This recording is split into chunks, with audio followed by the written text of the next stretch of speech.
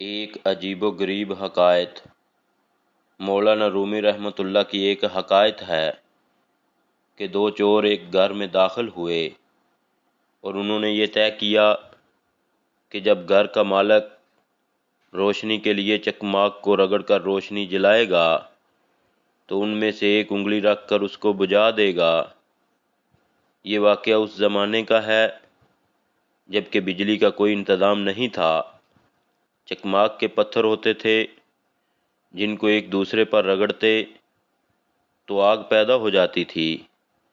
تو دو چوروں نے یہ طے کیا کہ ہم لوٹنا شروع کریں گے، اور جب گھر والا جاگ کر بیدار ہو کر چکماک سے روشنی جلانا چاہے گا تو ایسی صورت میں ایک چور صرف یہ کام کرے کہ جیسے ہی وہ آگ جلائے اس پر ہاتھ رکھ دینا۔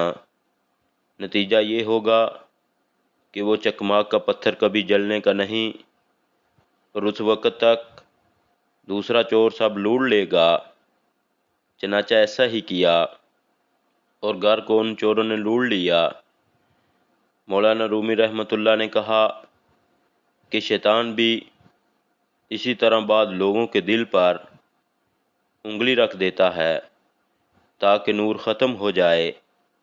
اللہ کا نیک بندہ اگر کوئی نیکی کر رہا ہے تو یوں سمجھو کہ وہ چکماک کا پتھر رگڑ رہا ہے اور شیطان اس پر انگلی رکھ دیتا ہے۔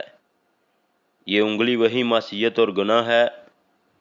جب گناہ ہوتا ہے تو وہ نیکی کی روشنی بجھ جاتی ہے۔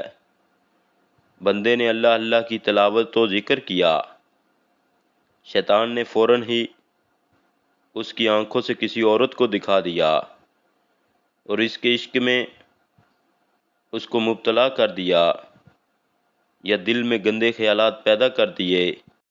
اسی طرح گناہوں میں عمر گزر جاتی ہے۔